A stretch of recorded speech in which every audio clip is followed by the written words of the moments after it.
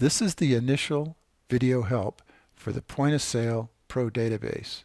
This is the main screen or main menu. If you click on the application menu over here to the side, you're going to see all the different screens that are available in this application. I'm going to point out the basic way this application runs and how you set it up. You basically start in your inventory. You add inventory first, and this is the way a closed loop inventory system works. Basically what it does is it creates all the inventory first. The next thing you do once you have your inventory in, when you do an initial inventory of the products that you may have on your shelves, you would go to the purchase screen and create a purchase order.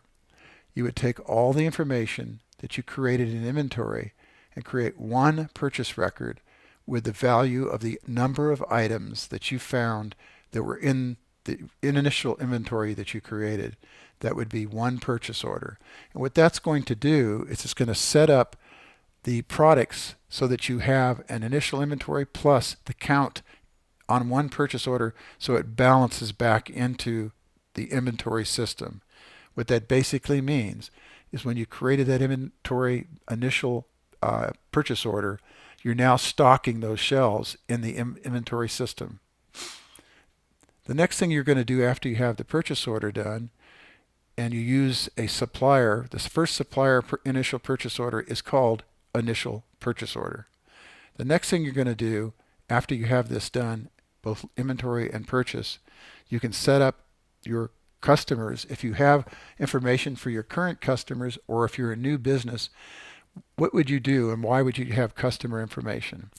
Customer information is used for the marketing group or sales group that you have, or if you're a small business with one or two people and a mom and pop, you take in information about your local buyers you're purchasing your items, or if you're a product-based company where you're building products and then selling them, you would take in the information for both the current customers and their business information. So if you look at the customer screen, it's including a personal or a business or both. You can use either one. If you say, I don't do that and this application doesn't seem like it's good for me, you can get a presentation that is live online where I can explain how all this goes from a small business with almost no employees to large businesses where you might have a dozen or more individual stores. The fifth generation of this application was built so that it would cover just about every aspect of a point of sale application, including product-based or retail-based type of applications. So you even have a system down here where you can take overhead costs, things that you're not charging to your clients, and you can put expenses in. You can watch and issue schedules for your employees and have a list view, and you can print out employee schedules for people. And then there's even an accounting portion. It's not an actual accounting portion, but it does all the things to follow your sales, your purchases, and expenses, and gives you some reports so you can see how you're doing against your cash flow, against your bank inventory as far as cash on hand. So it's quite extensive what this application can do.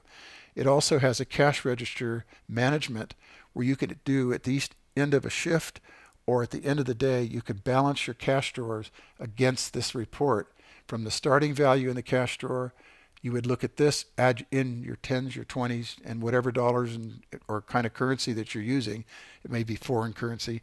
You count it out and balance your cash drawer, and that way it reports day to day what your cash drawer had in it. So this is basically what the application will be covering. We're going to cover this all in more detail in each one of the screens. At the end of this presentation, you can take the next video that you find in the YouTube video list of application video helps. Thank you for taking the introduction.